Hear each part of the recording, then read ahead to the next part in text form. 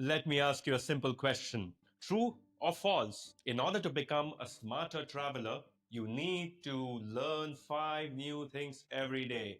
I know my audience is very smart. You already figured out that the answer was false.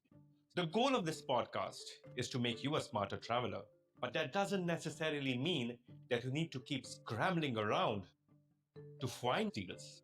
My goal is to provide you with the right kind of tools and setup to make sure that more often than not, you are able to spot those deals when they come. In my experience, what I've seen is that by simply having the right kind of subscriptions, applications, and tools, you can spot a lot of these deals. Sometimes it's as simple as just following the right people. In this episode, I am going to cover 5 simple steps that you can get started with on your journey towards becoming a smarter traveler. Now, for some of you, these steps might be pretty familiar. For some of you, these might be new. Even if you're already doing some of these things, it always helps to fine tune, doesn't it? So, without any further ado, let's begin episode number 2 of the Travel Dialogue podcast. Welcome aboard.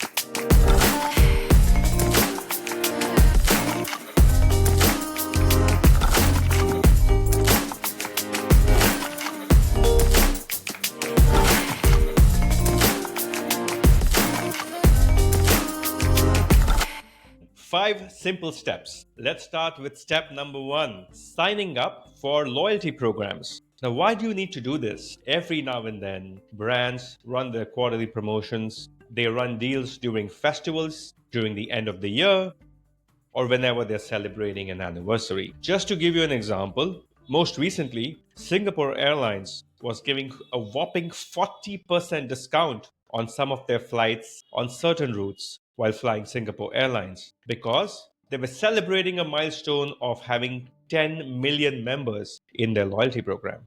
Now, this is why it's important to sign up for loyalty programs. What I usually advise a lot of people is that they create a separate email address simply for those promotions. So, whether you fly that airline frequently or stay at that hotel chain, I would still advise that you sign up, enter your email address. That way, you'll always be tuned into some of the promotions that they're running. Now, let me give you an example. Every now and then, large hotels runs these discounts where they offer up to 20% off during certain periods of time. In the last few years, I've been able to use some of these deals to get some fantastic discounts while staying at Taj properties, particularly in India. Now, why does this matter? Let me come back to what I said at the beginning of the episode. Sometimes you just have to pay attention. And if you are subscribed to the offers and the newsletters and the emails that these brands are sending you, more often than not, you will find them. You might be wondering, Ashish, how do these offers really translate into discounts? Let's come back to the Singapore Airlines example once again. If you were to fly between Mumbai and Singapore using Singapore Airlines KrisFlyer miles, you usually have to pay 42,000 miles in business class. Every month, Singapore runs what they call spontaneous escapes, where they offer 30% off on select routes. In this particular promotion, they were actually offering 40% because they were celebrating a milestone. So imagine that ticket, which would have usually cost 42,000 miles, only costs close to 26,000 miles. So you're saving 16,000 miles while redeeming Singapore KrisFlyer miles simply by reading that email and paying attention to the promotion and its terms and conditions. Step number 2, and this ties in very nicely with step number 1. Now that you're signed up for these loyalty programs, the next thing that you need to do is to make sure that you credit your flights and stays to the correct program. This can be done in a simple way. Number 1, by simply logging into your frequent flyer account or your hotel loyalty program account and booking your stay or flight, or by simply making sure that if you're booking somewhere else, that your loyalty program number is recorded. Sometimes when I'm booking corporate stays, I often go to the front desk and make sure that they have my loyalty program on file so that they can credit the stays correctly to my account. Now, why does this matter? Think about playing the long game. I have nothing against online travel agencies or third party bookings, but a lot of them simply don't allow you to credit miles and points to the airlines and hotels. Why? Because the airlines and hotels want you to book directly with them instead of having to pay a commission to these travel agencies. You need to play the long game. When I'm looking to book a flight or a hotel stay, I am constantly thinking about how that stay or flight helps me towards getting to that next level of elite status. Whether it can get me additional perks, whether it can make my family travel easier when I travel with family instead of just doing a solo corporate stay. Let me give you an example. Marriott Bonvoy is running a promotion where you can earn double elite night credits.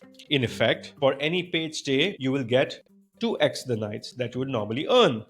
Let's say I have 30 elite nights this year and I want to get to platinum elite status for the next year. I would need another 20 elite nights. Now, by simply signing up for the Marriott Bonvoy program, reading the promotional emails, having a look at the terms and conditions, I found out that I need to only book 10 paid stays because, thanks to the promotion, I will earn double elite night credits. So instead of the standard 10 elite nights, I would earn 20 elite nights. In this case, after I would complete my 10 night stay, I would earn 20 elite nights to reach a total of 50 elite night credits, which would mean that I would requalify for platinum status next year as well.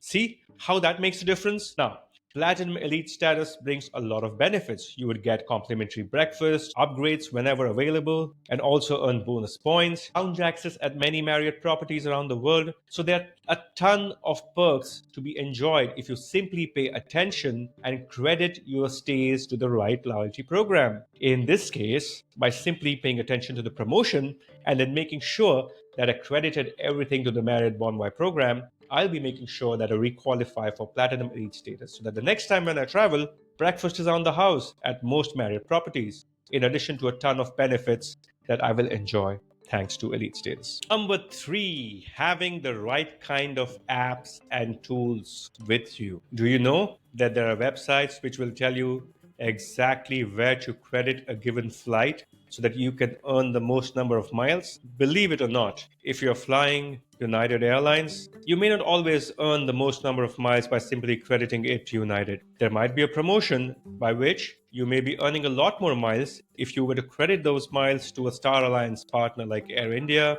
or Singapore Airlines. There are websites and applications which help you track some of these deals. So the next time when you're booking a paid business class flight or even an economy flight, all you have to do is simply enter that code assigned while booking, and you will find out what's the optimal way to credit your flight and earn the most number of miles. Now, there are tools which help you find award seats. So let's say you want to book a dream trip. You want to fly to London. You want to fly to New Zealand. You want to fly to Singapore. You want to fly to Dubai. There's so many destinations, and you don't want to keep searching manually for each one of them, given that all of us have so many time constraints. Thankfully, there are award search tools which let you do that for a fixed monthly subscription. All you have to do is set alerts. Let's say I'm planning a trip to Mauritius. All I need to do is make sure that the correct alerts are set for the right kind of time frame. And instead of me having to do manual searches every day, that award search tool will send me an alert whenever award seats open for that particular route for my preferred dates. The best part about some of these tools is they're pretty good at finding award seats even at a time when travel is usually very busy. This can be helpful if you're traveling with a larger group of people, let's say a family of 4. Also, when you're at the airport before a flight, many of us really like to wind down and relax before our flight by using a lounge. Do you know that there are websites and apps that also help you find the nearest lounge? As we go along on this journey together, I'll be doing a couple of things. Number 1, I'll be doing episodes where I go into great depth with some of the tools that I mentioned. Number 2, we'll also be talking to industry experts who are really good at using applications and AI to plan their travel. Number 4, signing up for a travel credit card. Now, why does this matter? The reason why it matters is that having the right kind of credit card helps you earn rewards, miles, or points when you're not traveling. You can earn points on everyday purchases. There are 3 different types of credit cards. Number 1, bank transferable programs. In this particular case, let's take the example of American Express membership rewards. When you spend money on your card, you'll be earning points which will be pulled into the American Express membership rewards program. You can then transfer those points to Amex partners, be it hotels, airlines, or shopping partners as well. In this case, you will only be earning points into the Amex pool as opposed to earning any sort of points with hotels or airlines. By crediting your points on that particular card, you will have no advantages towards earning elite status with airlines or hotels. Number two, airline co-branded credit cards. Let me give you one hypothetical example. Let's say I'm traveling for work frequently and I'm flying Singapore Airlines. It would make a lot of sense for me to pick up a co-branded Singapore Airlines credit card. Why? I will be earning miles towards the next elite status level. My work is already paying for my flights, so I don't need to take any extra effort in spending more on flights. However, whatever money I'm spending on that co branded credit card on shopping or anywhere else is making sure that I keep adding to my Singapore Airlines mileage balance. In this particular case, it doesn't make much sense for me to have a bank credit card because I'm already flying frequently enough with Singapore Airlines and I need to keep adding to my pool to get to the next level of elite status, or simply accumulate a lot of miles in the program so that I can fly Singapore Airlines the next time I'm on a family vacation and book flights for more than one person. By simply crediting all those miles, you can make sure that on your next family vacation you have enough miles to book tickets for 3 or even 4 people, or even get lounge access simply because you have been crediting all those flights to the correct program and have been earning elite status. Number three, hotel loyalty programs. In this case, what happens is that whatever points you earn on your spend are credited directly to the hotel's loyalty program. Let's take the example of Marriott Bonvoy. Let's say I spent $10,000 or 1 lakh rupees on my Marriott credit card. Instead of earning points in the Amex membership rewards program or some other loyalty program with a bank, I will directly be earning points with Marriott Bonvoy.